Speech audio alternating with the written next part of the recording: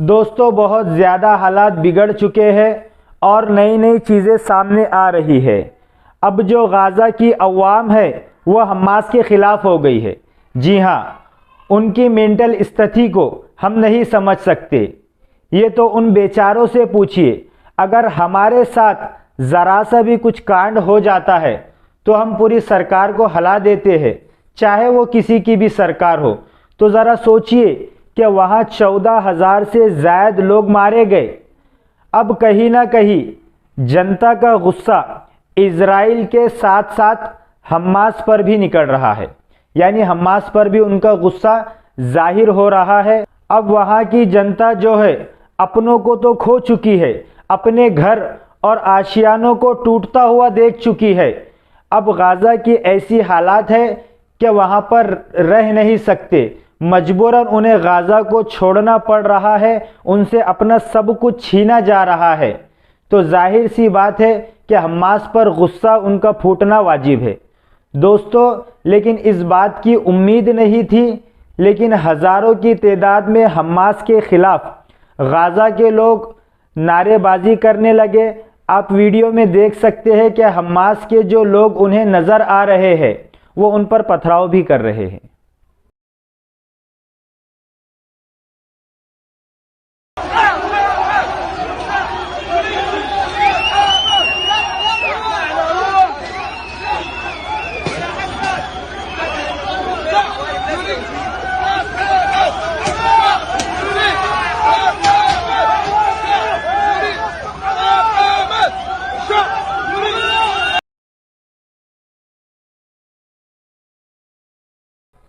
अल्लाहु अकबर, क्या होगा नहीं मालूम, लेकिन आपको इज़राइल का एक मिजाज पता होना चाहिए कि जब भी जंग में सीज़ फायर होता है, यानी जंग रुकने वाली होती है, तो उससे पहले इज़राइल अपनी पूरी ताकत के साथ हमला करता है। अभी तो सीज़ फायर हो चुका है और ये जंग रुक चुकी है, लेकिन मैं जो आपको बता रहा हूँ ये सीज़ फायर से पहले की अपडेट है कि सीज़ फायर से पहले जो कर्मकांड इज़राइल ने किया है वो अपडेट मैं आपको दे रहा हूँ।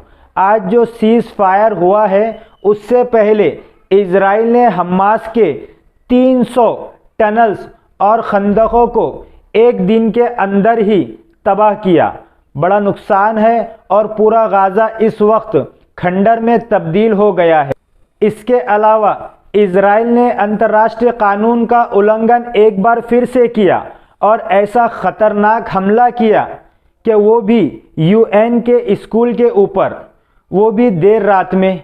हमला इतना ख़तरनाक कि 27 लोग तुरंत मौके पर ही मर गए, सैकड़ों बुरी तरह से घायल है और ज़िंदगी और मौत के बीच लटके हुए हैं। दोस्तों, पिछले 24 घंटे पहले, इस डील से पहले इज़राइल ने अपनी पूरी ताकत से गाज़ा पर हमला किया था।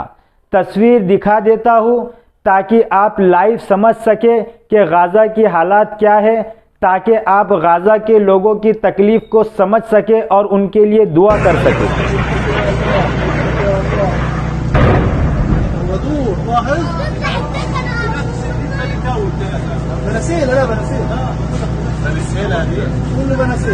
दोस्तों, गाज़ा के दर्द को समझने की हमारी औकात नहीं है, हम क्या ही समझेंगे। ये जिगर, ये हौसला सिर्फ फ़लस्तीन के लोगों के दिलों में है।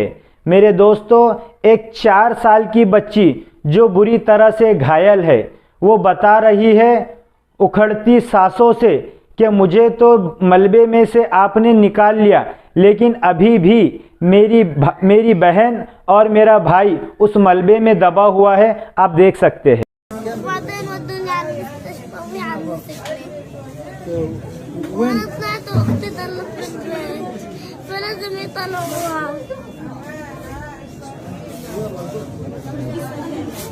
أختك ضايلة في البيت؟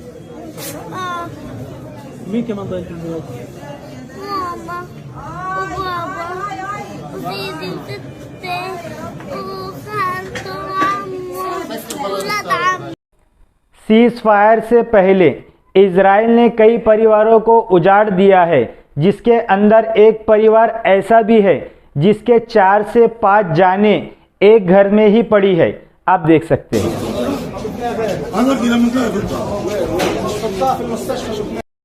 घर के जवान तो जवान, बच्चे भी पिछले 22 घंटे के अंदर यानी सीज फायर से पहले इजराइल ने मारे हैं। मैं आपको बता चुका हूँ कि इजराइल कितनी बड़े और ख़तरनाक हमले गाज़ा में कर रहा है। आप स्क्रीन पर देख सकते हैं जो इजराइल की तरफ से ये बम गिरा है, इस बम का साइज़ 12 से 18 फीट लंबा है। ये जहाँ कहीं ये बम गिरेगा तो ज़रा सोचिए वहाँ की क्या हालात होंगे। इजराइल गाज़ा के सिविलियन पर ये बम गिरा रहा है और ये वॉर क्राइम का सबूत है। फिर से बोल रहा हूँ कि सीज़ फायर से पहले आज डील हो गई है। इससे पहले इजराइल ने पूरी शिद्दत से गाज़ा में तबाही मचाई है। इसके बाद लोग अपनों को ही मलबों में ढूंढ रहे हैं और पूरा के पूरा गाज़ा कब्रिस्तान में तब्दील हो चुका है। गाज़ा के लिए दुआ करिए और इस रिपोर्ट को ज़्यादा से ज़्यादा शेयर कीजिए। आज के लिए इतना ही, मिलता हूँ अगली रिपोर्ट में। तब तक के लिए अल्लाह।